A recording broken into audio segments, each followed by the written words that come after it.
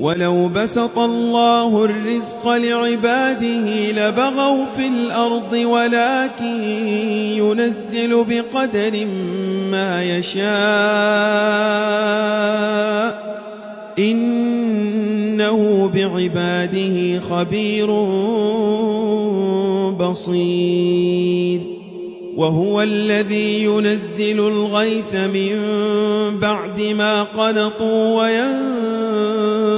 وينشر رحمته وهو الولي الحميد. ربنا لا تزغ قلوبنا بعد إذ هديتنا وهب لنا من لدنك رحمة إنك أنت الوهاب.